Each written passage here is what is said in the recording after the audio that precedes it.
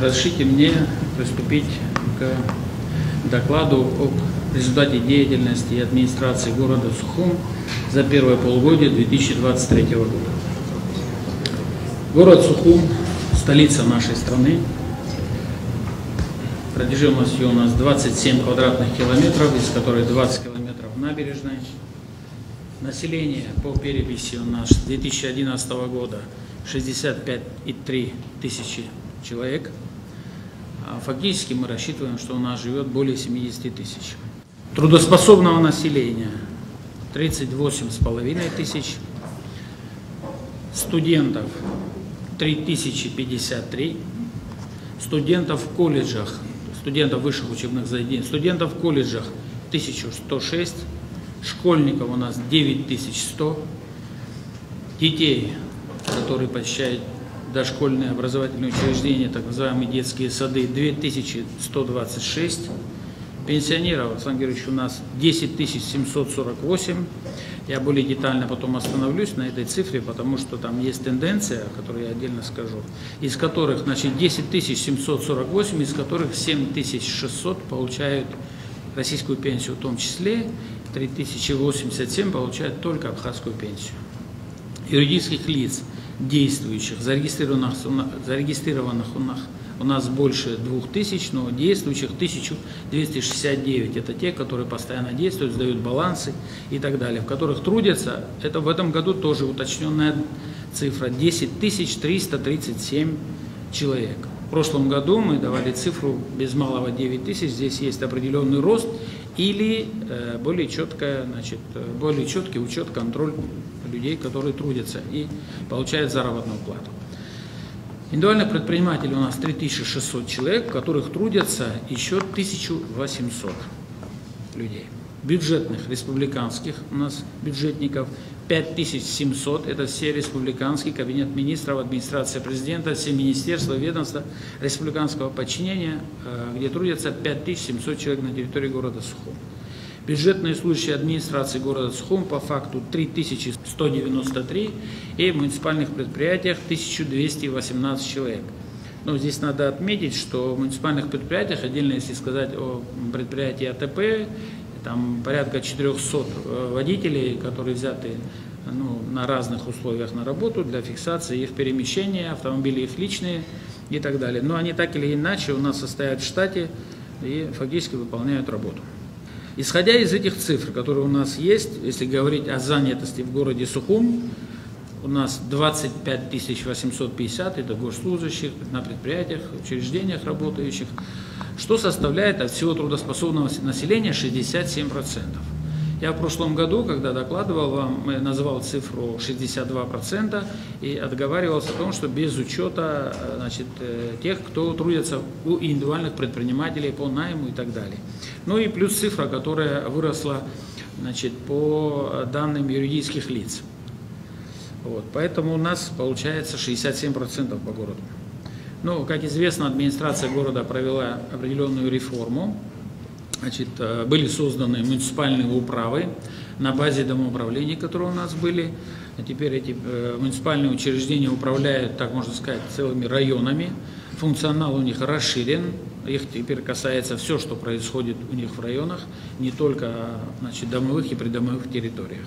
Также созданы муниципальные профильные направления: здравоохранение, образование, культура, спорт. Это вся реформа проведена, это был сложный процесс на самом деле, но в данный момент уже, в принципе, все мероприятия завершены. В 2023 году за первое полугодие в администрацию города Сухум поступило 2667 писем и заявлений. Отработано 2500, в работе находится 167. За указанный период издано 778 распоряжений главы администрации города. Теперь, если разрешите, по бюджету. Бюджет города Сухум на 2023 год был принят в размере 1 миллиарда 428 миллионов 400 тысяч. В связи с тем, что показатели за 5 месяцев 2023 года шли с опережением, и у нас оставался переходящий остаток на 1 января 2023 года 183 миллиона рублей, поэтому по нашей инициативе при поддержке депутатов городского собрания бюджет был пересмотрен Значит, по доходам в 1 миллиард 580 миллионов рублей, по расходам 1 миллиард 763 миллиона 320 тысяч рублей. Дефицит, понятно, да, перекрывается за счет остатка переходящего прошлого года. Межбюджетные трансферы в этом году это 92 миллиона, это социальный блок, субсидия, которая приходит из Российской Федерации на доплату социального блока. Дотация 40 миллионов рублей, которая идет, там тоже есть разбивка. У нас депутаты позаботились, еще была их инициатива, она включает в себя эти 27 миллионов рублей и 13 миллионов рублей – это прямая дотация администрации города. Из резервного фонда президента, значит, выделено 18 миллионов 280 тысяч. Эти деньги пошли на стихию, прошли комиссию по чрезвычайным ситуациям Кабинета министров, тоже расскажу, чей адрес, как они попали. И 444 тысячи рублей Кабинет министров, это была разовая помощь АТП, значит, на их техническое оснащение и так далее. Доходная часть бюджета города Сухум за первое полугодие 2023 года выполнена на 124%. При плане 579 миллионов 855 поступило 718 миллионов 219 тысяч. Из резервного фонда президента, я уже, как говорил, было выделено 18 миллионов 280 тысяч, значит, на 57 адресов, из которых, значит, 15 были восстановлены крыши. Это в дополнение к тому, что было в 2022 году, в 2021 году. Это я говорю сейчас за 2023 год. По событиям, которые были в 2021 и 2022 году. 15 объектов – это ремонт крыши и 42 адресная помощь, которые пострадали в результате стихийных бедствий.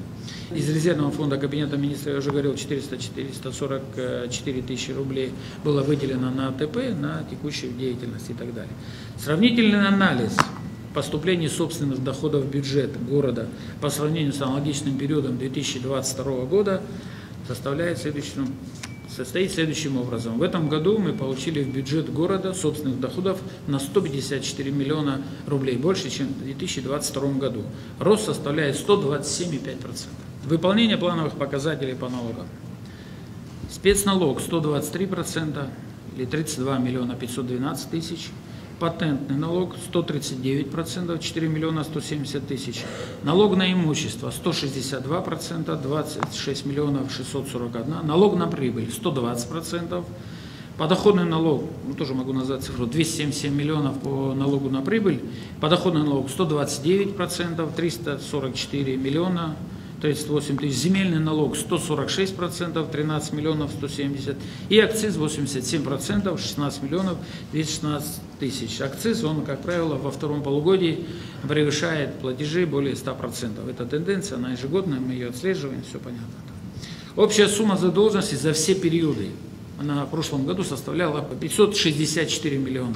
В этом году 540 миллионов, 24 миллиона из бывших долгов удалось нашей налоговой службе компенсировать. На сегодняшнюю, на отчетную дату 540 миллионов рублей. Не буду вдаваться в подробности, наверное, сколько юридические лица должны, физически, если надо, могу их озвучить. В постоянной работе мы с налоговой службой администрации города ведем работу по взиманию тех платежей, которые остаются долгами еще, поэтому эта работа у нас налажена, мы постоянно обмениваемся документами, письмами, уточняем информацию и так далее. Расходная часть бюджета за первое полугодие 2023 года составила 82,3%, при плане 947 миллионов рублей мы потратили 779 миллионов рублей. По-своему экономим, смотрим, отслеживаем, это не потому, что у нас денег нет, я уже сказал, что у нас деньги есть, они на счетах и так далее. Аппарат администрации 80% расходы были покрыты, Сухумское городское собрание 90%, здравоохранение 75%, образование 88%, культура 83%, соцобеспечение 92%, управление финансов 71%, КРУ 62%, резервный фонд 85%. Это от полугодовых плановых цифр, мы называем, не годовых, разумеется. Да? Резервный фонд 85%, молодежь и спорт 75%, ветеринария 44%, санитарно-эпидемиологическая служба 71%, управы с 1 по 5 88% отбюджетированы, БТИ 77%, горстройпроект 76%, горсервис на 90%. Из резервного фонда главы администрации города Сухум израсходована общая сумма 13 миллионов 282 тысячи рублей, что составляет 85%, ну, так скажем, от полугодового ориентировочного плана. Резервный фонд редко приходится планировать, но в всяком случае цифры такие есть. Куда мы потратили эти деньги? Значит, благоустройство 6 миллионов 29 тысяч рублей. Мы на 3 миллиона 272 тысячи купили 200 пластиковых контейнеров, если может, в дополнение к тому, что было в прошлом году сделано, значит, куплено, вернее, да, 1 596 000 были куплены цветы, высаживаются, которые периодически, ремонтировали тягач на 136 тысяч, за 180 тысяч рублей купили автомобиль ИЖ маленький, который там нам помогает по городскому хозяйству. Были куплены буи безопасности на 145 тысяч и на 700 тысяч рублей помогли купить колеса на мусоровозы. 1 102 000 рублей было выделено водоканалу на покупку пускового механизма для насосов. 40 тысяч рублей битумная эмульсия для ДРСУ, 200 тысяч рублей городскому АТП на запчасти. Значит, 503 тысячи рублей выделено было Аргоинвест, это наше предприятие, МУП. Если вы обратили внимание, инфобоксы у нас стоят по городу, да, ну и далее на текущие расходы. Молодежь и спорт, там буквально 30 тысяч рублей было выделено. Итого своим, значит, подразделениям мы выделили 8 миллионов 594 тысячи. Сторонним организациям из резервного фонда, кому было выделено помощь оказана УВД за полгода 400 тысяч рублей, Союзу ветеранов, это ветеранов Отечественной войны 41-45 год, 260 тысяч рублей на 9 мая, это практика у нас, мы каждый раз, значит, это делаем. Благотворительный фонд «Надежда», помогаем добить, это последняя цифра по питомнику, у нас там содержится сейчас более 70 собак, но вот, скорее всего, надо будет делать вторую очередь, мы видим, что эта мера, она не хватила, и будем там расширяться. Движение матерей Абхазии «За мир» 250 тысяч, Ассоциация женщин-инвалидов 150 тысяч, Ассоциация инвалидов Отечественной войны, ребята обратились один раз, мы им выделили 25 тысяч рублей. Футбольная команда «Динамо» 50 тысяч рублей, теннисный клуб «Родина» 20 тысяч рублей, ДОСАВ 20 тысяч рублей, филармония 30 тысяч рублей и детский ансамбль «Ашара» 60 тысяч рублей, поездку для выступлений. Итого сторонним организациям было выделено 725 тысяч рублей. Материальная помощь. Обращаются в администрацию города жители наши, кому тяжело, кто там сталкивается с разными сложностями. Была выделена сумма 3 миллиона 962 тысячи рублей в 223 адреса. Итого, как я уже говорил, значит, по резервному фонду было израсходовано 13 миллионов 282 тысячи рублей. Немножко об экономических показателях, да? Если там будут вопросы, я готов ответить. Согласно индикативному плану, 2023 год у нас товарооборот по городу Сухум составляет 46 миллиардов рублей. Прошлый год 33 миллиарда рублей. Разница приличная, там в районе 13 миллиардов рублей. Плановые показатели прошлого года по отношению к этому году. Плановые, полугодовой теперь говорю. Плановые показатели. По факту перевыполнили на миллиард, на 1,2. Так вот, да? Значит, в этом году от планового показателя товарооборота 18,9 на сегодняшний день выполнено 18,1. Вот. Но есть момент, да, там 95% исполнения, но есть момент, что не все пока сдали балансы. И, кстати, из крупных предприятий в том числе. Сейчас не буду перечислять, чтобы никому-то не было неудобно. Из крупных предприятий, которые работают, но есть сроки, если надо будет здесь начальник налоговой прокомментирует, но есть моменты, где ребята еще не... Вот они каждый день. Каждый день. Это же данные на самом деле на 1 число. На 1 число еще, да, как бы есть время. Я думаю, что если суммировать, консуметься, точно мы на товарооборот его исполним. Да? Да и цифры по поступлениям говорят о том, что, в принципе, плановые... Есть момент, Аслан Георгиевич, вот плановый показатель товарооборота 46 миллиардов на этот год. Очень надеемся, что эти показатели будут исполнены. Ну, наше влияние на это поскольку такое немножко опосредованное, да.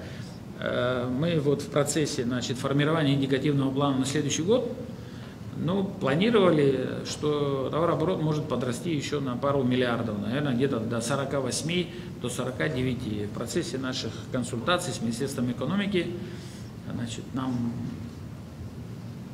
в процессе консультации, так скажу, был принят товарооборот 51,6 миллиардов. Ну, посмотрим, что будет по факту. аккуратная оговорка, потому что у нас были свои доводы, но если там нам сказали, что надо будет посмотреть на инфляционные процессы, на рост цен и так далее, в всяком случае, я не потому, что себя страхую, говорю о том, что просто что мы планировали от 46 вырасти до 48, может до 49. В результате принято 51,6, насколько я понимаю. Хотел бы остановиться буквально на таких небольших цифрах по туризму, учитывая, что мы в разгаре туристического сезона. Значит, выручка за первое полугодие по отрасли туризм составляет в этом году 95 миллионов 943 тысячи рублей. По сравнению с прошлым годом 88 миллионов 628 тысяч. Да. В городе Сухум 116 объектов и 3357 койко-мест. Ботанический сад, это основные наши ботанические сады, обезьяний питомник. Ботанический сад посетили в этом году 11 205 человек. К 2022 году есть отставание у них. В 2022 году посетило 12 989, там где-то более 1000 человек разница. И обезьяний питомник посетило 7401 человек, в прошлом году около 8500. Тоже в районе 1000 человек разница есть. Это по экскурсиям, по этим крупным, так скажем, нашим местам, куда приезжают наши туристы, посещают. Несколько слов об инвестпрограмме. Да, если разрешите. Значит, инвестиционная программа 2023-2025 года была принята.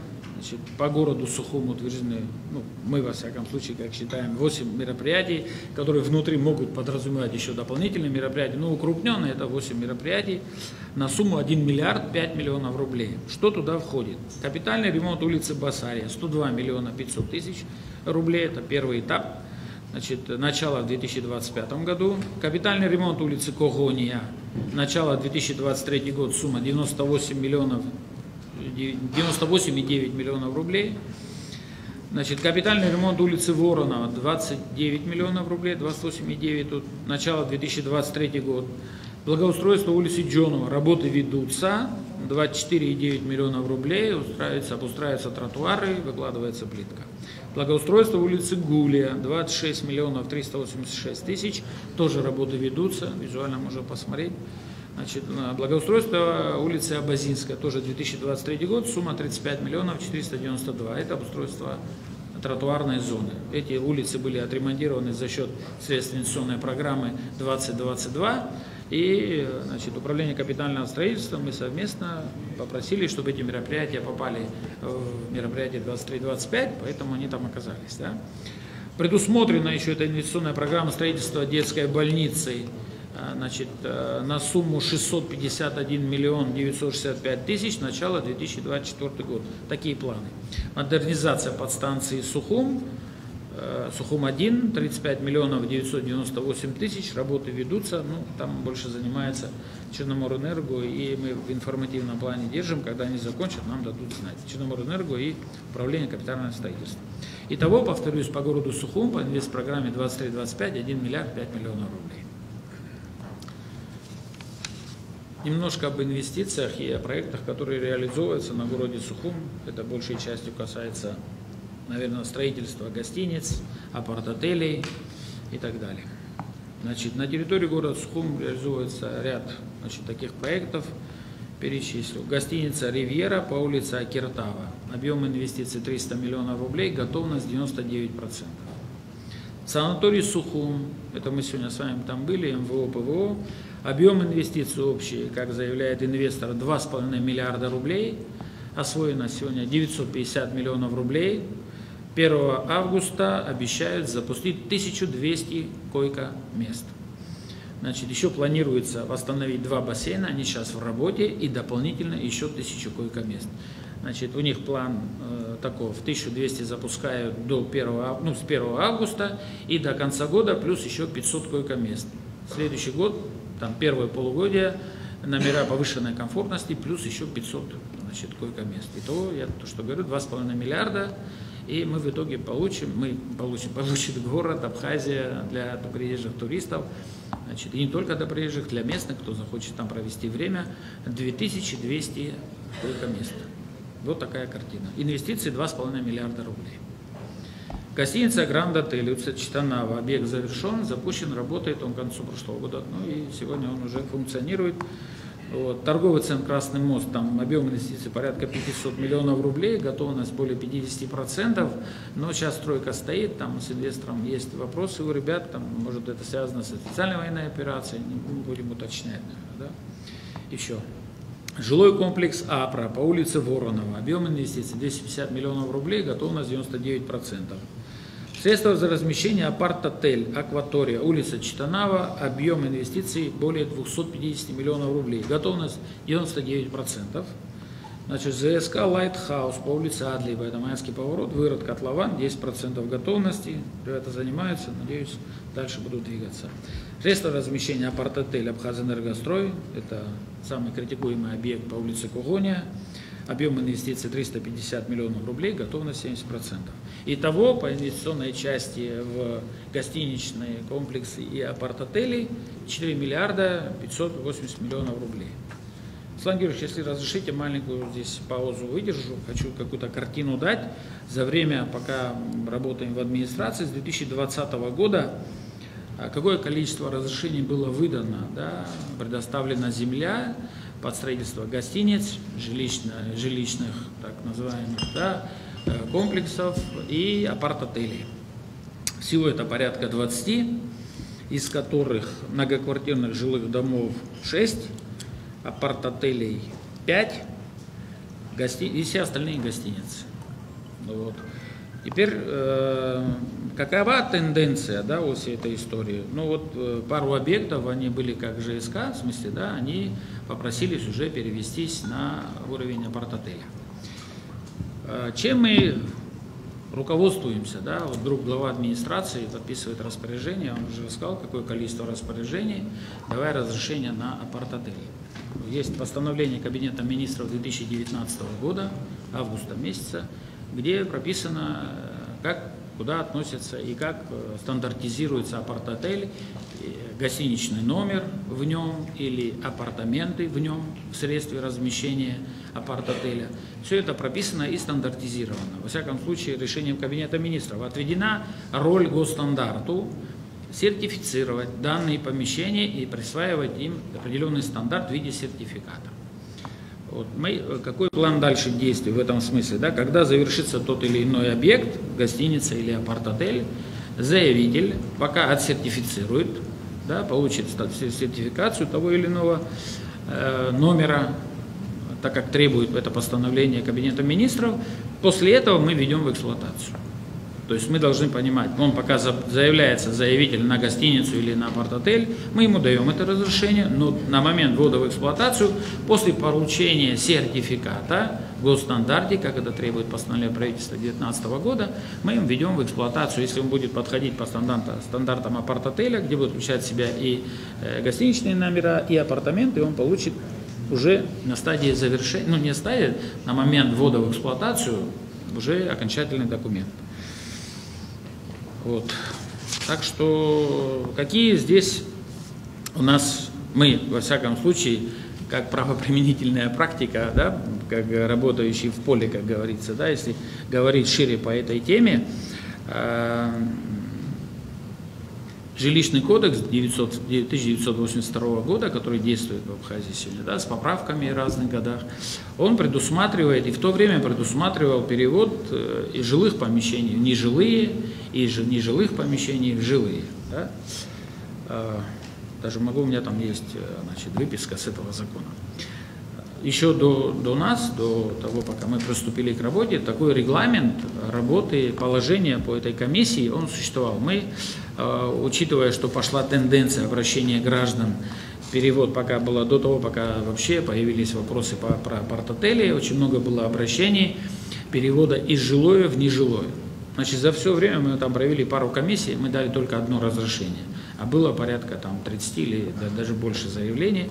Ну, мы уследили тенденцию такую, что люди хотят для того, чтобы продать и гражданину Абхазии, перевести его пока в нежилой фонд, там, под видом офиса или мини-гостиницы, хотя при этом не проведя никакие проектные работы, строительные работы и так далее. Потом мы это дело на этом уровне пресекли, мы дали всего одно решение, где человек изначально заявлялся дома, потом самострой офиса и так далее. Вот. Какова тенденция может быть в обратном порядке? Сейчас мы думаем над этим, пока таких Заявлений нет, но такие риски есть. Если кто-то приобретет апартаменты в апарт-отеле, учитывая, что в постановлении правительства прописано вообще, как можно назвать апарт-отель и как его сертифицировать, не апарт-отель, а апартамент, да? Он, кстати, подходит под жилищные условия. Там есть кухня, там есть санузлы, там есть спальные комнаты и так далее. Есть риски того, что если собственник апартаментов обратится в администрацию Сухума, без разницы какой, и мы вынуждены будем рассматривать этот вопрос. Да, конечно, мы предусмотрели даже такую формулировку в своем положении слова «целесообразность», но от целесообразности до судебного решения путь очень короткий на самом деле. Целесообразность для администрации города может по-разному трактоваться, да, но если вдруг не понравится заявителю наш ответ или наш отказ, допустим, да, чтобы он смог перевести нежилое коммерческое помещение в жилое, то нам предстоит, наверное, перспектива судебного разбирательства. Такие риски сегодня есть. Значит, и еще немножко прокомментирую, да, то, что сегодня обсуждается по поводу законопроекта о регулировании вопросов апартаментов. Мы, конечно, считаем, я, во всяком случае, со своей командой считаем, что он крайне необходим, и там заложены серьезные ограничения для того, чтобы мы, применяя данное законодательство, значит, и данное постановление правительства, могли эту работу систематизировать. Да? Ни в коем случае здесь не могу применить слово, что кто-то земли продает или там родину продает или что-то еще, потому что на самом деле это у администрации городов и районов земель-то не осталось, даже что если кто-то придет такой, который что-то захочет продать. Все давно уже распределено, оно находится в аренде или выкуплено, опять же, в первую очередь, нашими местными гражданами, да, кого они находят в партнерах или какую судьбу они себе дальше хотят в этом плане, да, там, развивать тот или иной бизнес, это, как говорится, их право выбора. Вот. Поэтому в этом законопроекте об апарт-отелях предусмотрено ряд ограничений. Вот. Но мы хотели бы еще на что обратить внимание, учитывая, что Лашнук Зарович вы здесь, учитывая, что миграционное законодательство, можно было бы немножко его подкорректировать, у нас есть такое предложение. Для владельцев апартаментов исключить возможность регистрации в жилом фонде. Значит, тот, кто приехал в апартаменты, владелец или член семьи, кто бы он ни был, для обязать управляющей компании, которая будет управлять этими апарт-отелями, да они уже есть сегодня, да, их просто на законодательном уровне это надо сделать, завести книгу учета регистрации посещений, но исключить их возможность регистрации в жилом фонде. Это не даст возможность, помимо прямого запрета владельцев апартаментов получить абхазское гражданство, но и также не даст возможность создавать историю его регистрации для того, чтобы выбрать более долгий путь к гражданству Республики Абхазия. Во всем остальном, все ограничения, которые там есть, мы считаем, что они существенные. Понимание есть по этому поводу. Что касается количества, допустим, по городу Сухум 5000 апартаментов, мы понимаем, что это приблизительно 200-250 тысяч квадратных метров. И для сравнения, да, новый район у нас 500 000 квадратных метров. Так, если визуально человек просто на слух кому-то режет, то вот считать можно, что это приблизительно по квадратным метрам половина нового района. Вообще на Сухум и на Сухумский район, если брать в разрезе того предложения, которое было сделано в качестве законопроекта. И что касается платежей, город Сухум попадает под сетку 1500 рублей, и мы посчитали, что это квадратные метры приблизительно за один апартамент от 20 до 50, в среднем это, я уже говорил, порядка 200-250, размер оплаты будет в бюджет более 300 миллионов, где-то 350 миллионов рублей, которые можно будет ежегодно направлять на создание условий для, значит, нуждающихся в жилье. Сегодня 2700 человек стоит в очереди, а еще люди, которые не стоят в очереди, просто занимают дома ветхие, которые просто по тем или иным причинам еще не пришли в администрацию.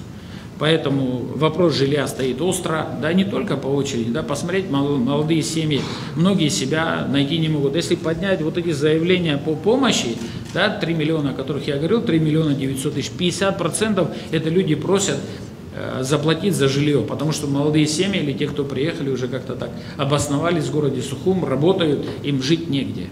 Поэтому это было бы хорошим подспорьем для того, чтобы мы смогли организовать вот такую жилищную программу. Извините, я пойду дальше. Социальный блок. Вот здесь вынужден был отвлечься, потому что говорил о строительстве, о гостиницах там и так далее. Значит, социальный блок. А? Как? Ну, Кан Валерьевич, я уделил, потому что у меня...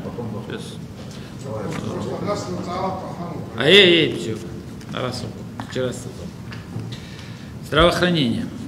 Значит, бюджет здравоохранения в прошлом году был в размере 210 миллионов 980 тысяч рублей.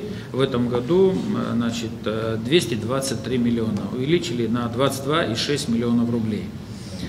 Значит, медперсонал у нас трудится 649 человек. Врачей получают средняя заработная плата 26,3 тысячи рублей.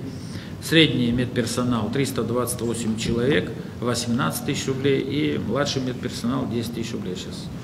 Вот. Аслан Георгиевич, данная сфера это не только местного органа, как администрация города Сухум, да, касается вместе с собранием, да, проблема здравоохранения на республиканского масштаба. Есть у нас свои предложения по этому поводу. У нас до сих пор не тарифицированы медицинские услуги. Кстати, сетка у нас в администрации готова. Мы можем предложить кабинету министров на рассмотрение, чтобы можно было на фоне бесплатных услуг, которые, те возможности, которые есть, создать еще и платные услуги.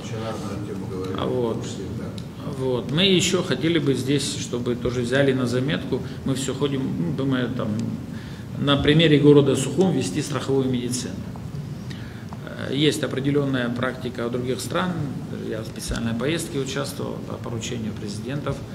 Вот. Там формируется страховая корзина за счет потребителя и за счет государства совместно, а потом там регулируется в течение времени. Есть предложение, потому что без страховой медицины, там говорить о том, что вся медицина должна быть платная или бесплатная, знаете, такой перспективы, ну, во всяком случае, мы не видим. Поэтому будущее здравоохранения мы считаем за медицинской страховкой. Вот. Что касается самих объектов, ну, в инфекционной больнице, как известно, нам удалось провести ремонт, там была практически она была обновлена, еще много чего надо сделать. Все остальные, значит, 7 объектов необходим капитальный ремонт и в некоторых местах только текущий ремонт. Но в основном капитальный ремонт. Необходимо докупиться обязательно оборудованием, особенно для нашей глазной больницы, офтальмологии. Вот, городская клиническая больница требует вложений, там, помимо ремонта еще и оборудования. Вот, как-то вы мне говорили, что по офтальмологии вы нам как-то поможете. Мы по результатам 9 месяцев, если тенденция по налоговым платежам сохранится, будем выходить на городское собрание, думаю, будем пересматривать бюджет в сторону увеличения расходной части, хотим там предусмотреть часть оборудования. Да, вот я просто... Да, мы где-то тогда, к сентябрю месяцу, как только посмотрим показатели, то вот в этом плане, да, хорошо. Значит, соцобеспечение. Здравоохранение, в принципе, общее понимание есть, да. Соцобеспечение. Я говорил о том, что у нас пенсионеров 10 748, минус 618 человек по отношению к прошлому году. То есть умерли, ну так, то есть сокращение пенсионеров у нас есть. Абхазскую пенсию получает, я уже говорил, 3000 человек, и российскую пенсию получает там 7000 с копейками. 7600. Ну там бы около 7 или 8 тысяч рублей со всеми. Да, где-то так. Но это с надбавками, накрутками, там уже там 7, базовая, по-моему, где-то так, в районе 7 тысяч. Значит, город выплачивает городские выплаты, пособия отдельно за счет собственных средств. Таких у нас категории 5, это круглые сироты 12 человек, многодетные семьи 750, одинокие матери 265, уход за инвалидом первой группы с детства 193, уход за инвалидом с детства до 16 лет 145. Вот. Этим категориям там, в основном выплачивается по 1500 рублей, было 1000 рублей, вот мы на 500 рублей добавили, и мы такой план немножко забегаю вперед, если мы этот год заканчиваем хорошо, то на следующий год, если депутаты нас поддержат, а я думаю, что они поддержат, они у нас социально ориентированы, то мы еще на 100% хотим поднять, с 1500 до 3000 рублей. Вот. Поэтому вот такие перспективы. Больше 1000 семей. Вот. Значит, у нас за рождение ребенка, гражданина города, так скажу, понятно, в городе, мы выплачиваем 7,5 тысяч рублей. Было, значит, увеличение на 2,5, было 5 тысяч рублей, мы увеличили на 2,5 тысячи рублей. Тоже надеемся, что в 2024 году мы выйдем на 10 тысяч рублей. Я думаю, что это неплохая такая история. За полугодие у нас родилось в городе 89 детей, во всяком случае те, которые обратились за этой выплатой, мы выплатили 667 тысяч рублей по 7,5 тысяч каждому. Образование. У нас в городе 15 школ, есть вспомогательная школа, очно-заочная, детская и юношеская спортивная школа, центр кружковой работы. Школьников у нас 9100, кстати, на 387 человек, детей больше, чем в прошлом году. В прошлом году было 8700, в этом году 9100. Ну, 8713, в этом году 9100. Учителей у нас трудится 780 человек, у которых средняя зарплата 18,6 тысяч рублей.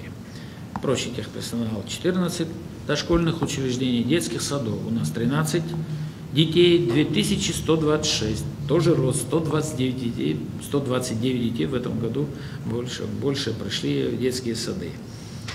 Значит, воспитатели у нас 201 человек, средняя заработная плата 18,3.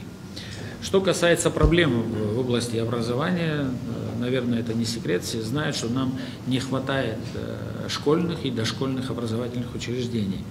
Я думаю, что сейчас скажу, вот если нам удастся восстановить 15-ю школу в новом районе, 16-ю школу на повороте на Старый поселок и восстановить до конца 11-ю школу по улице Ешпа, в районе медучилища, она частично работает, то я думаю, что на какое-то время, там, на ближайшие 10-15 лет, можно было бы со школами так, как бы, да, но с детскими садами у нас дела похуже. У нас во всех детских садах, во всех группах от 30 до 50% перебор. То есть от норматива меньше 30% ни в одной группе нет. То есть 30 почти до 50%. Здесь нам нужно как минимум 10 садов, а то и запасом больше, где-то 15. По текущим ценам детский сад сейчас на 150 детей. Это какие деньги? Миллионов 200? Ну, где-то так, 200-250. Сколько, примерно, около 10? 10 это вот нужно для того, чтобы в норматив уложиться. Но у нас тенденция роста, Аслан Георгиевич. Это, слава богу, хорошо, но хотя бы где-то запасом надо планировать 10 плюс 5. Вот такая перспектива. Если в других районах соседних города Сухуми, извиняюсь, будет тоже сады, то, конечно же, будет. Ну, здесь есть перекос. Сумский район, Гулиевский район, сюда. Да, есть такое дело. Культура. Значит, бюджет отдела управления, вернее, культуры у нас в 2022 году был 58 миллионов 520 тысяч рублей, в этом году 66 миллионов 8 тысяч рублей, рост 7,5%. У нас 5 таких учреждений, 6 школ, музучилище, школа искусств, художественная школа искусств 2, художественная школа. Значит, такая же проблема, как и везде. Мы в одном подразделении только удалось сделать ремонт, а так они все требуют капитального ремонта.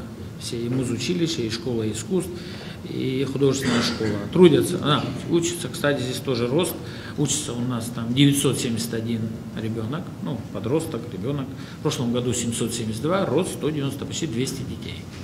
То есть дети у нас прибавляются в этом плане. Значит, средняя заработная плата 18,4, вот, персонал там в районе 10 тысяч рублей.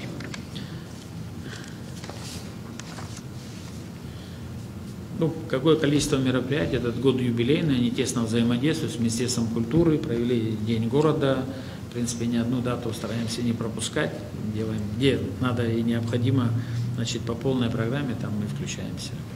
Здесь в остальном взаимодействуют ребята с Министерством культуры. Есть свои творческие произведения, сейчас план, ну, не буду забегать вперед, но на День добровольца наше управление культуры готовит хорошее такое памятное мероприятие, будет филармония, мы все получат приглашение, и наши ребята смогут удивить очередной раз постановкой. Так, спорт и молодежь. У нас 6 подведомственных подразделений: шахматная школа, городской стадион, яхт-клуб, зал единоборств, дворец спорта и 11 футбольных полей. Значит, за эти 3 года нам удалось их всех освидетельствовать, так скажем, привести в порядок, сделать государственные акты, получить свидетельство о собственности на стадионы, на все площадки и так далее. Тоже была непростая работа, разного рода споры, не споры и так далее. Но ребята трудятся. Тренеров у нас 86 человек, значит, 17 тысяч рублей средняя заработная плата. Немножко о миграционной политике. Этот вопрос ставили в прошлый раз, я уже данные обновляем. За первое полугодие 2023 года в городе Сухум зарегистрировано 1501 иммигрант, получивший разрешение на работу, из которых 184 патента – это Российская Федерация, граждане Российской Федерации, и 1317 – это дальнее, так скажем, или ближнее зарубежье. Вот. За аналогичный период прошлого года 1385. Рост здесь присутствует на где-то плюс 200 человек.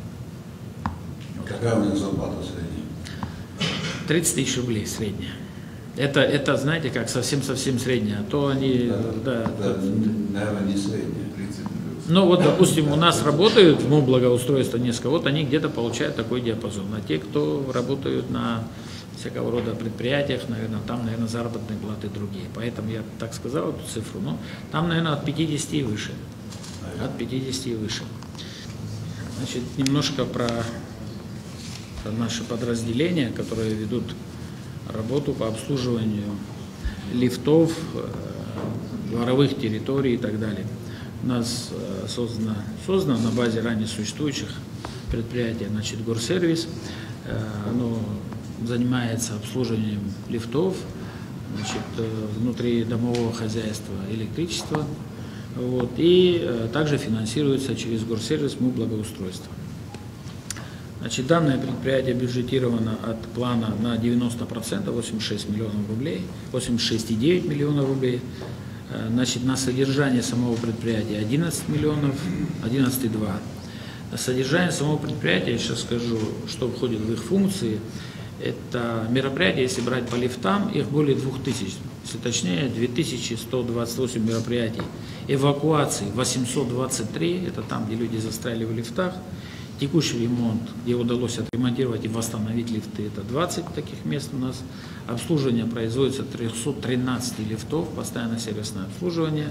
И ремонт электрооборудования, тоже это такая сложная проблема. 970 мероприятий по ремонту электрооборудования в лифтах. Значит, мероприятия также были проведены, 525 мероприятий по ремонту электросети в подъездах. Что касается финансирования благоустройства, оно было образовано на базе спецавтохозяйства, туда были присоединены такие предприятия, как Горсвет и Зеленое хозяйство. Теперь это единое предприятие, имеет свои отделы. Вот. Бюджетировано оно на сумму 66 миллионов 385 тысяч рублей. Трудятся 202 человека.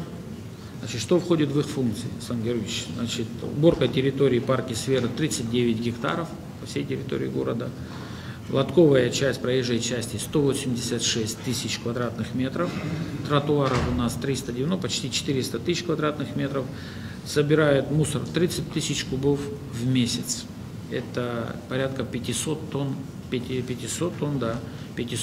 день.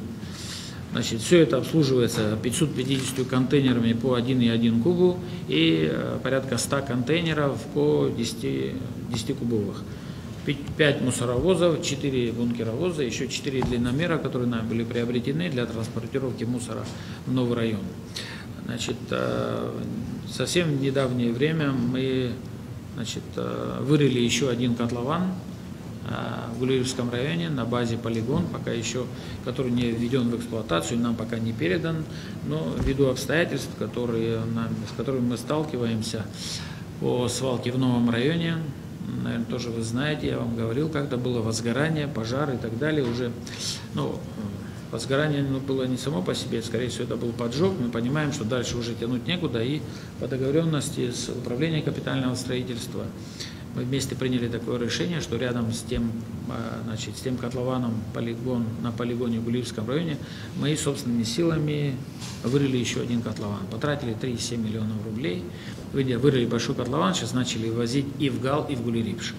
значит, с мусорной свалки в новом районе. Там где-то до конца августа ребята уже планируют завершить все мероприятия по полигону, чтобы полноценно его уже с сортировкой запустить. Вот. Значит, ну, предприятие также занимается, значит, обрезкой деревьев, покосом, значит, скверов, содержанием свалки в Гальском районе. Как только полноценно запустится Гулерибская свалка, значит, тогда мы уже с Гала, наверное, потихонечку будем выходить. Теперь энергетика. По городу Сухум обеспечение электроэнергии населения занимается МУП СУЭС, штат 110 человек, отдел сбыта 50. В городе Сухум 5 водных больших станций: Синоп, Сухум-1, Сухум-2, Баслат и Епит.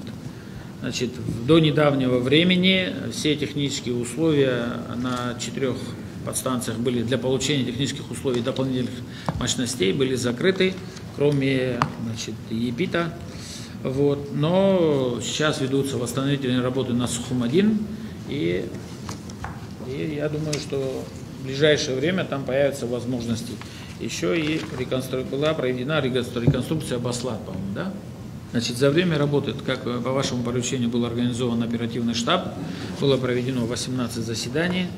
Сейчас коротко скажу, проверено там порядка 2000, значит, квартир, 1500 домовладений, огромное количество подвалов, порядка 700.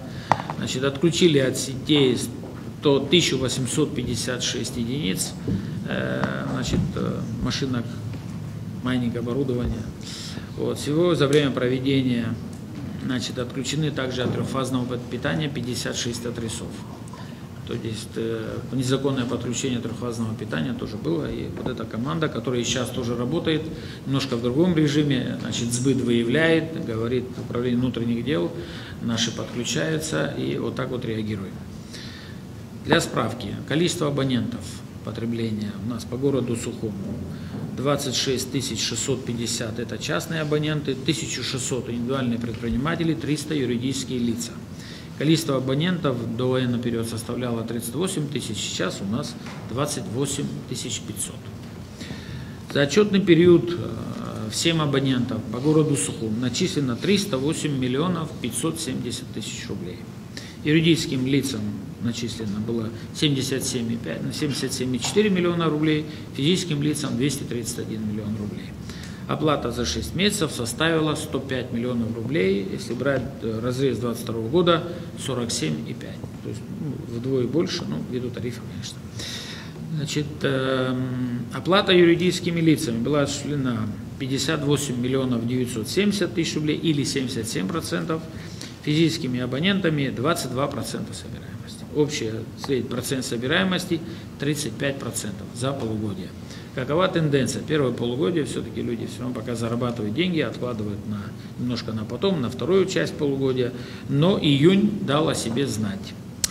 В июне общая собираемость составила 61%, 99% юридические лица, 42% физические лица. Это за июнь. То есть тенденция, она идет к выравниванию. Это есть, и вот июнь такой показатель. Значит, в городе Сухум установлено новых приборов учета контроля расхода электроэнергии 9200. Половина уже установлена в этом году, половина в прошлом. И до конца года будет установлено порядка 2000 еще. Там, где приборы, какая собираемость? А вот она показывает, юридические лица, в основном все они по приборам учета. 98%, 97-98%. Ну, есть сложности, если там потом сбытовики скажут, если зададите вопрос, есть сложности, даже те, которые начислены и стоят под отключением, они приходят, просят, не полностью сумму выплачивают, ну, ребята идут навстречу с возможностью там попозже закрыть эти долги. Такая тенденция присутствует, чего тут говорить. Вот. Но, во всяком случае, июнь месяц показал себя. Надеемся, что эту тенденцию сохранят ребята, и общий процент собираемости по городу к концу года будет другой. Что касается потребления по городу Сухум. В 2021 году за первое полугодие вы нам такую задачу ставили. 21. Я с 21 начну, вы нам тогда задачу поставили, поэтому мы оттуда начинаем. Потребление за 6 месяцев составляло 348 миллионов 277 тысяч киловатт-часов. Значит, за 2022 год 341 миллион 444, в этом году 271 миллион 999. Значит, обсуждаемый период сейчас, он на 22% меньше потребил от 2021 года, и на 11% потребили мы меньше, чем 2022 год. То есть экономии не назвать, но, во всяком случае, если к 2022 году на 70 миллионов киловатт-часов меньше потребили за этот период по отношению к 2022 году. Вот такая картина. Криминогенной обстановки, да. С началом летнего курортного сезона с целью предупреждения и пресечения преступлений против лиц, пребывающих на отдых, столичная милиция усилила проведение комплексных профилактических мероприятий, направленных на предупреждение и пресечение преступлений в отношении указанной категории лиц. Для решения данной задачи Управление внутренних дел разработало и задействовало с мая месяца специальную дислокацию сил и средств. Согласно плана, патрулируется как пешими группами патрулей, так и автопатрульными группами набережная Диаскуров, Махаджиров, пляжные зоны МВО, Синоп, Киласур, Турбаза, центр города, железнодорожный вокзал. Теперь по линии ГАИ. За первое полугодие 2023 года сотрудниками ГАИ УВД города Сухум зарегистрировано 8 ДТП. Из них возбуждено 8 уголовных дел, со смертельным исходом одно, при котором погиб 1 человек. Получили ранения тоже 1 человек. За аналогичный период прошлого года зарегистрировано тоже 8 ДТП, погибли 4 человека, получили ранения 5 человек. В ходе рейдовых мероприятий было выявлено 422 нарушения правил дорожного движения, почти на 187 нарушений больше, чем в 2022 году. Из них в нетрезвом состоянии 550, управлением в нетрезвом состоянии лишено прав вождения 305 человек, в прошлом году 213. По строительным работам по городу Сухум. Давайте это самое интересное. Самое интересное. Значит, это не по инвест-программе? Не, по инвест-программе я сказал 1 миллиард рублей за бюджет города. Да. У нас в этом году вообще на строительный бюджет было рассчитан на 100 миллионов рублей по бюджету со старта. Да? И когда мы пересматривали бюджет по результатам 5 месяцев, и я уже говорил о том, что было каждый месяц превышение, поэтому мы прошлогодние деньги перенесли на этот год. В результате строительный бюджет у нас вышел 280 миллионов рублей. Вот. Ну, там 131 собственные доходы, да. И, значит, у нас запланировано в этом году 131 мероприятие, вот из которых мы на сегодняшний день 102 уже выполнены, 15 ведутся работы, и еще есть такие, которые не начали, да, это улица Арзенба от улицы Агумава до улицы Титова и улицу 30 сентября в Новом районе. Это те, которые пока совсем не приступили. По улице Арзенба закуплен материал, вот-вот скоро встанут, начнут работать, я надеюсь, где-то с середины следующей недели. Да? Вот. Из строительных работ, которые так называемых литерных, которые мы так назвали, потому что это надо было сделать обязательно ко Дню Победы. Вот. Это тот же фуникулер, это Красный мост, это место, где наши бойцы первые приняли бой, так скажем, да.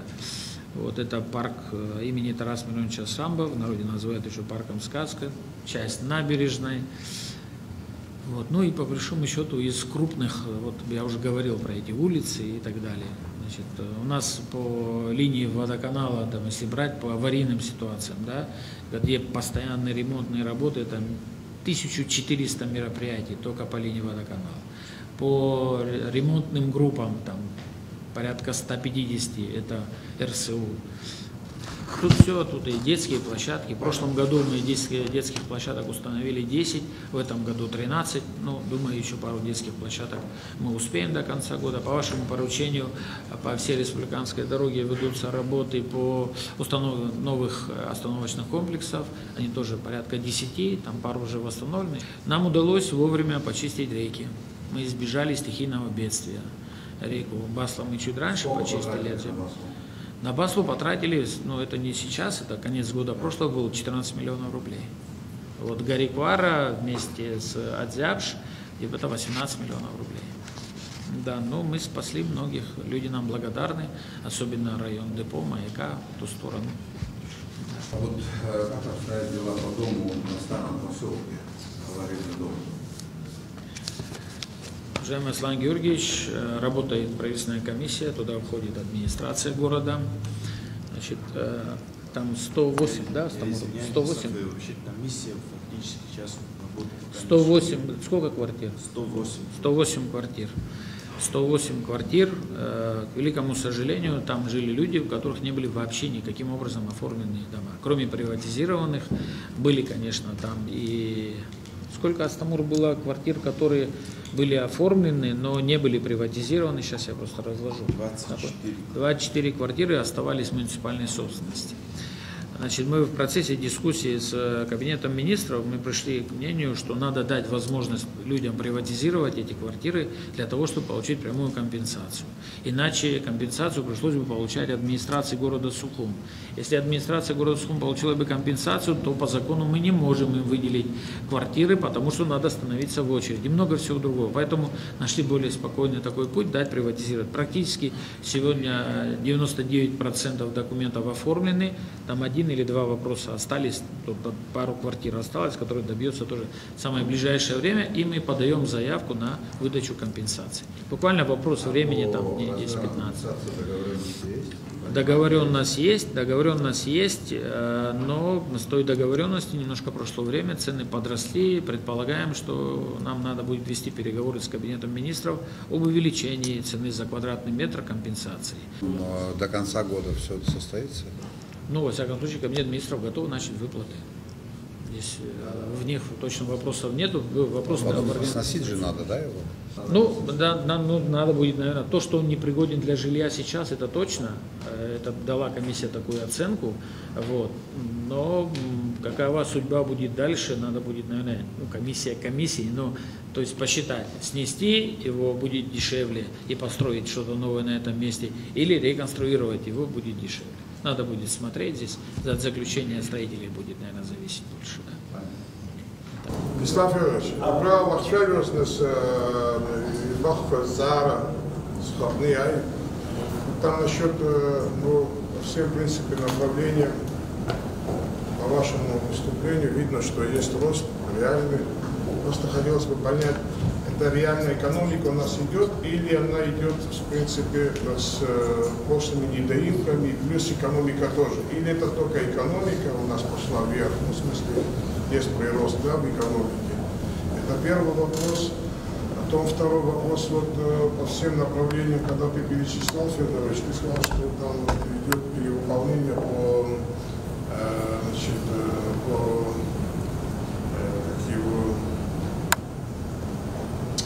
Налоги? Не. По налогу по имуществу у вас вырос. За счет чего? За счет изменения ставки или у вас увеличилось что именно? Да, вот этот вопрос. Как бы, да. И еще такой вопрос. Вот по МВО вы говорили, но, наверное, коллеги не все знают. Да, понятно, что это интересно, это хорошо, что у нас есть инвестор, который вкладывает в город, в Абхазию в целом. В всяком случае, не апартаменты делает, а делает там гостиницу. Если говорить чисто по экономике, именно бюджет на самом деле в виде гостиницы, она больше как бы приносит дивидендов именно в бюджетной сфере. А тот, кто апартаменты делает именно застройщик, он больше зарабатывает.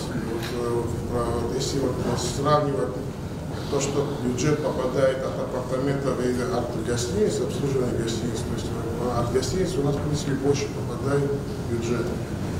Ну, о чем я хотел сказать, многие, может, коллеги не знают, там на самом деле, Беслан Федорович, вы там со своей стороны, как администрация, необходимые документы подготовить, потому что на основании распоряжения Кабинета министров все это делают. Ну, я имею в виду по ПВО. Мы только госакт собственнику, да, госакт земли делают. Я хотел бы, чтобы вы понимали, что у нас, значит, вопрос пока с тем, чтобы его, как бы, этот объект легализовать, еще процедурные вопросы не прошли. Есть постановление парламента, по которому тоже пока реакции никакой нету. А то, что в целом, конечно, вкладывают в город, это неплохо. И еще вот, мое пожелание в этом плане, Беслан Федорович, если даже, значит, вот, дай Бог, что все там было как запланировано, чтобы вот это не было закрытой зоной. Если есть такая возможность, вот эти заградительные там Биандов, Гиков, да, чтобы это было, ну, как бы, да, продолжение города, чтобы люди могли спокойно заходить, чтобы этого не было препятствий, препятствий, чтобы вот это, как некоторые, когда говорят анклавы, наши некоторые чиновники забывают, что надо подсказать людям, что мы не анклавы создаем, это просто облагораживает наши территории абхазские, а не анклавы создают. Я знаю, что вы это не упустили в этот момент. И что касаемо теперь вот ваших, значит, ну, два слова прокомментирую по апартаментам. Конечно, вы, ваше видение, вы не видите, может быть, никаких рисков, да? Вот я сказал о рисках. Я сказал о рисках, которые я вижу. Нет, сейчас я договорю, я сейчас вам скажу, я к чему я говорю. В большинстве, подавляющем большинстве, скажем, в парламенте эти риски, многие риски не видят, и многие просто могут быть, понимаете, говорить там о чем-то, там, я не знаю, кому-то может понравиться, куда не понравится, но многие реально работают над документом, есть предложения, есть, значит, вещи, которые предлагаем, например, я лично, я, насколько понимаю, Сахара там, предложения свои еще ребята, по-моему, готовят. Ну, в том смысле, в котором мы видим, если это будет полезно для страны, конечно, мы, парламент, будем этот закон наверняка или принимать, или не принимать, и это решение будет только парламента. И никто нам не может сказать, что, как коллега сказал, мы должны это принять. Мы никому ничего не должны, это наша обязанность прямая, как депутаты, рассматривать некий документ. Или принять, или не принять. Я что-то не знаю, я не знаю, во всяком случае, своих коллег, кто кому что-то должен. Я так не воспринимаю. Да, вот эти вот два-три вопроса и пожелание вот как бы да, вот эту закрытую зону, если можно ее как бы разблокировать, разморозить. Значит, что касается платежей, их процентовка, это напрямую связано с теми деньгами, которые приходят и планом, да? Мы сегодня не находимся в стадии активного экономического роста. Да, и у нас в городе Сухум не реализовываются масштабные промышленные объекты, да, чтобы говорить о том, что вот процент роста, потому что там как-то, как вы выросли, экономика растет. Да, это лучшая работа администрирования, которая была в свое время еще Джансук Эдуардовичем налажена, сейчас дальше продолжается местными органами. И, конечно же, значит, увеличение туристического потока, покупательской способности местного населения, тех же туристов, которые приезжают и пополняют нашу казну. Это неоспоримый факт. И увеличение гостиничных комплексов, тех же апарт-отелей, в которых могут быть апартаменты, если я повторяю, свои слова цитирую сейчас тоже, да, в которых могут быть апартаменты, которые сертифицированы как коммерческий объект для того, чтобы там проводить досуг или отдыхать. Да? Поэтому налоговые платежи и те данные, которые вы услышали здесь, это абсолютно четкие и точные цифры, привязанные к бюджетным прямым поступлениям. На любой депутатский запрос мы дадим комментарий. Повторяю еще раз, это увеличение товарооборота, планируемого и который идет в исполнении. С этого товарооборота происходят и все эти платежи. Что касается имущества, ну, если какой-то налог менялся бы, вы, наверное, депутаты сами в первую очередь его и приняли бы. Да, без вас это не может, ставка налога не может поменяться, да, это имущество. Это обратно же, естественно, да, работа наших налоговых служб, разумеется, возмещение тех, значит, упущенных в свое время, значит, платежей, недоимок. Что касается в общем недоимок за все периоды нашей истории новейшей, по городу Сухум я уже говорил о том, что у нас было в прошлом году 564 миллиона, а в этом году 540. 24 миллиона старых долгов возвращено налоговой службе. Это что касается отдельно цифра по недоимкам, которая была, значит, переведена в казну. Теперь что касается МВО, ПВО, границ и так далее. Вообще, честно говоря, на этом объекте я не так часто бывал, и сегодня тоже не так часто бываю. Но на момент, когда встал вопрос, да, там, роли города Сухум, значит, у нас есть документ, Кабинет министров постановления известных годов, сейчас на память не это самое, да, где написано, кому он принадлежит. Хан Валерьевич, вот эти вопросы парламента, протокола российской стороны, абхазской стороны, это город может слышать, смотреть, иметь свое частное по этому мнению, но мы работаем по документам. Мы получили документ, где написано, чей это объект. решение Кабинета министров. Это ведомство, которое называется Госкомимуществом, к нам обратилось за госактом на землю, как собственник. Мы выехали, я в том числе, пешком прошагали, и мы оставили территории общего пользования не передали им, пока за городом этого закрепления нету. Нет. Вот. Но мы оставили эти пространства. Всю набережную, она остается за городом, в принципе. Свободная вход на территорию, вся центральная часть, все проходы, коридоры, куда можно войти, парковые зоны и так далее, все это не попало, так скажем, в госакт отчуждения за Госкомимущество, как за объект Сухум и Сухумский, да, они так называются, мы по-моему называем Сухум и Сухумский. Помимо этого... Они попали под зону отчуждения Сухумский или городу? Нет, городу. Я говорю, не попали туда, под эти объекты, где они стоят. То есть все бульварные зоны, вся часть набережной, она не попала. Более того, мы сегодня были на объекте, там уже сваи забиты под мост, о котором мы так много говорили. До этого администрация все собирала деньги на то, чтобы продлить нашу Сухумскую набережную. Эта Сухумская набережная будет продлена. С места бывшей лодочной станции будет построен мост инвесторам, тем же инвесторам, кто восстанавливает этот объект. И будет у нас прекрасный мост, и будет продолжение Сухумской набережной. Эта набережная не относится сегодня к этим объектам, ни к Госкомимуществу, ни к... Другое дело, что у них есть желание ее отремонтировать, привести в порядок, сделать там хороший променад, сделать прекрасные пляжные услуги и так далее. Мы пока, я имею в виду на пляжной части. Посещаемость горожан была как бы не Препятствий там нет, мы это предусмотрели, когда ограничивали их даже за собственником Госкомимущества. Не говоря о том, что их право там передавать в аренду, не передавать, вопрос парламента, президента, Кабинета министров, мы туда не лезем. У нас есть абхазский документ, кому принадлежит, мы ему дали госакт. В этом госакте предусмотрели свободные зоны посещения для горожан. Полностью центральные проходы, набережные и так далее. То есть там заборов и, как ты сказал, анклавов не будет. Уважаемые коллеги, уважаемый Ислам Федорович, хотел бы поблагодарить вас, руководство города, за такой подробный отчет. В рамках отчета сложилась картина, полная картина. Я вырос в семье педагогов и оценочное суждение выношу следующим образом. Сравнительный анализ, как было в прошлом году, как было в позапрошлом году, ранее. Если есть динамика, это говорит о том, что те, кто занимается управленческой деятельностью, они добросовестно подходят к своей работе. Хотел бы поприветствовать депутатов Народного собрания, депутатов городского собрания. Все-таки 30 лет Победы, праздничное настроение. И Беслан Федорович не потому, что этого не знает, а чтобы не омрачать праздник, не все проблемы оцифровал. Вот когда все проблемы будут оцифрованы, тогда будет понятно, много денег в бюджете города или Абхазии или нет. Ну, например, есть у нас проблема нехваток садиков. Есть? Есть.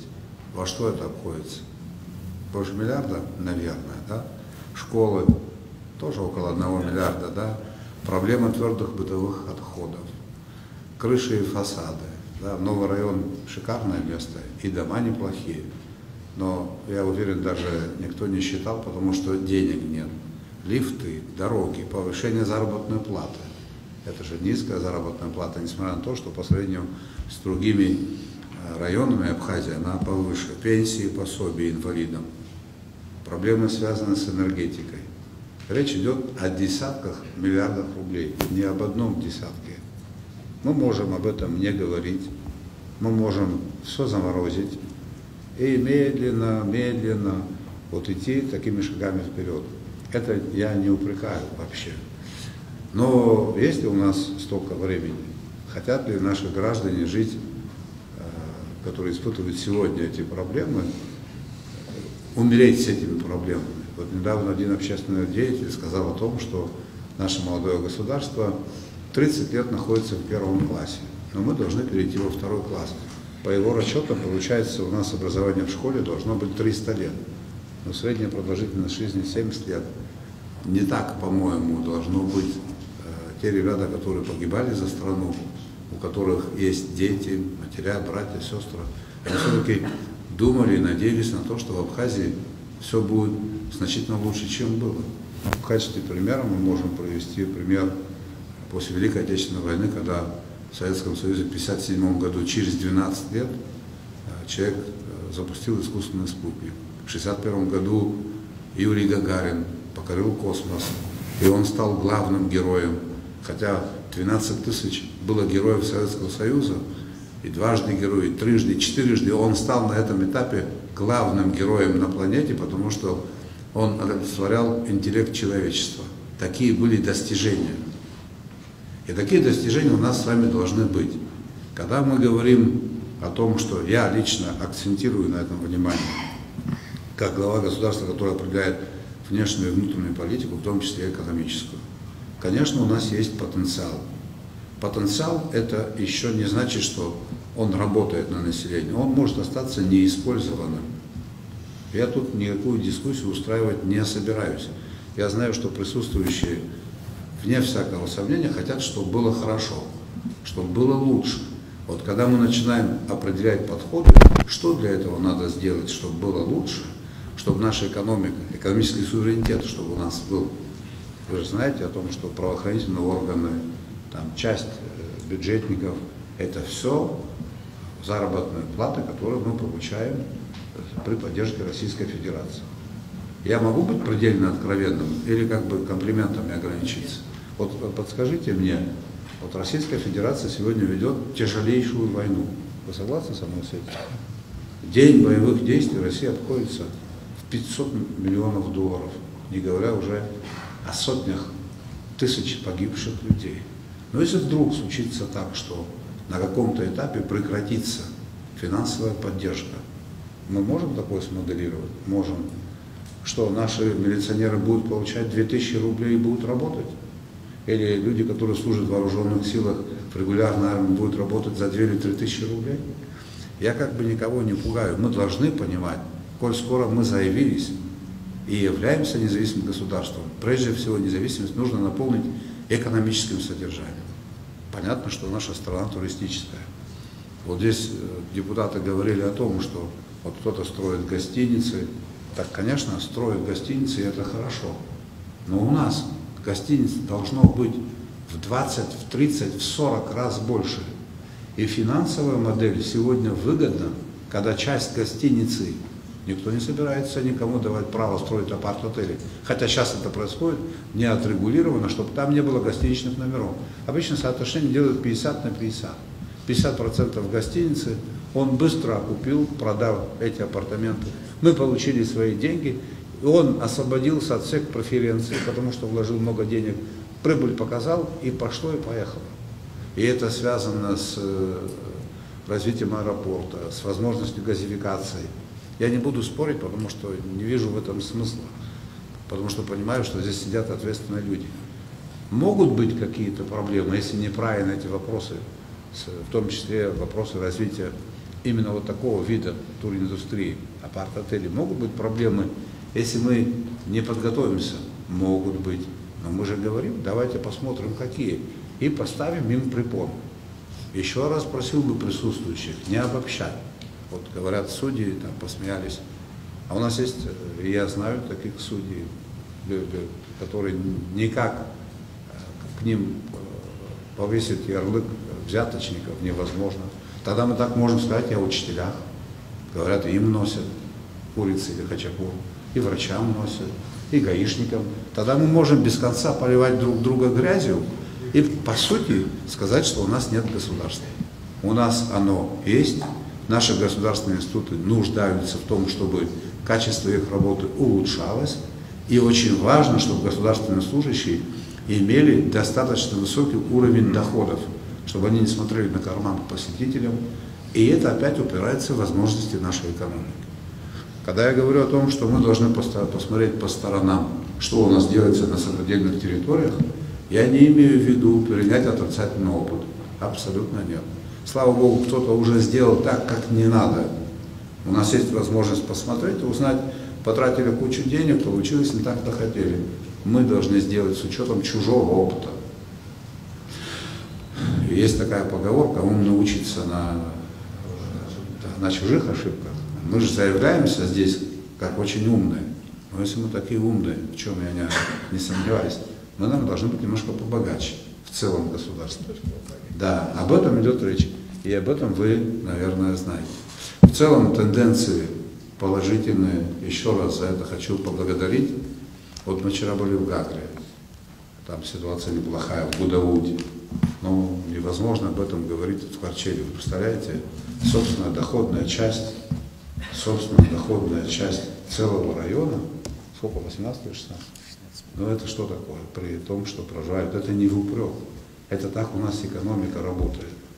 Потом вот вбросы вот эти неправильные, вот, люди же старшего поколения, они привыкли к тому, что имущество государственное, но такой системы уже не осталось.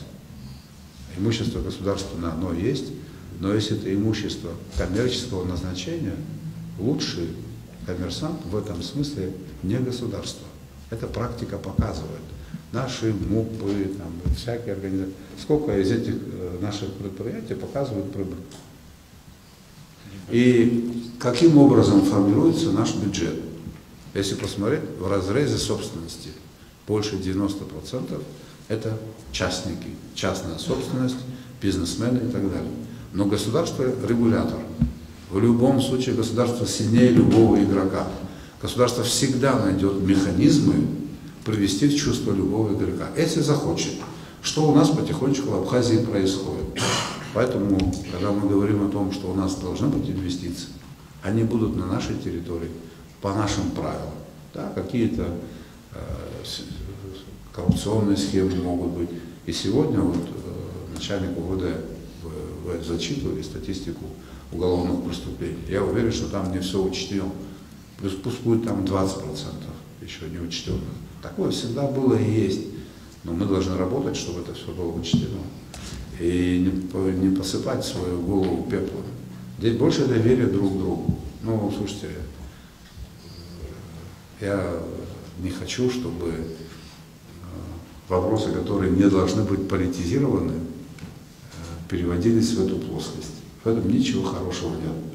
И мое глубокое убеждение, знаете, в чем еще состоит? Государство – регулятор, и экономика управляет политикой. Не наоборот. Политика какое-то время может управлять экономикой, командовать, потом народ от этого всего устает и говорит политикам: до свидания, мы хотим жить, мы хотим развиваться, нам нужно жить сейчас, а не через 30, 40 и 50 лет. Как это мне представляется, наш пассионарный, энергичный народ Абхазии к этому подошел. Поэтому решения, подходы другие в области развития экономики. Вот нас финансовая система наша не вытягивает. Но за 20% взять кредит в долгую и построить предприятие – невозможная история. Вот сейчас в рамках одного совещания, это невозможно, конечно, но банкиры, не банкиры, а представители Национального банка могут объяснить, почему так, почему у нас нет дешевых денег. И как сделать так, чтобы дешевые деньги были. Но когда свободные остатки в банках, будет больше свободных остатков, да, ежесуточно на остатках остаются большие деньги, а банк, как известно, занимается тем, что он продает эти деньги, ставка начнет падать, а оживление экономики должно быть. Вот здесь в рамках совещания в городе этого не увидишь. Вот Национальный банк подготовил материалы по итогам первого полугодия, я внимательно за этим слежу, там неплохие тенденции. Мы подошли, мне как кажется, и это всем ответственным людям должно быть понятно, кто переживает за судьбу, осуществить серьезное преобразование в экономике.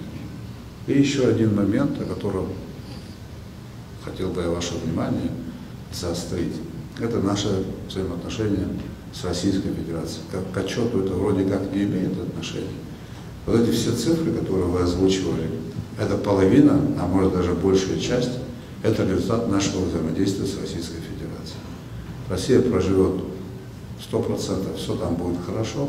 Мы должны в рамках взаимодействия с Российской Федерацией, в рамках оптимальных решений решать свои собственные вопросы, свои проблемы. И тут очень важно не навредить, там, недавно заявления были. Вот я ездил на прошлой неделе, был в Кабардино-Балкарии. Там были руководители всех республик. Причем наши самые близкие наши этнически близкие братья, все живут в составе Российской Федерации. И сегодня там очень высокая волна патриотизма. И воюют они больше всех народов с Кавказа. И это их консолидирует. И вот один из них задал, тут вчера я прочитал заявление известного деятеля, где он сказал, что колонизация Абхазии, а если мы, говорит, адыги, купим там апарт-отель, он будет в 2 раза дешевле, чем в Сочи, мы тоже называемся колонизатором или нет? Я говорю, вы знаете, с моей точки зрения вы так называться не будете. А ваш вопрос можете адресовать тому, кто так сказал. Поэтому идем дальше. Работаем, меньше разговоров, меньше политиканства и больше работы. Желаю вам всем успехов.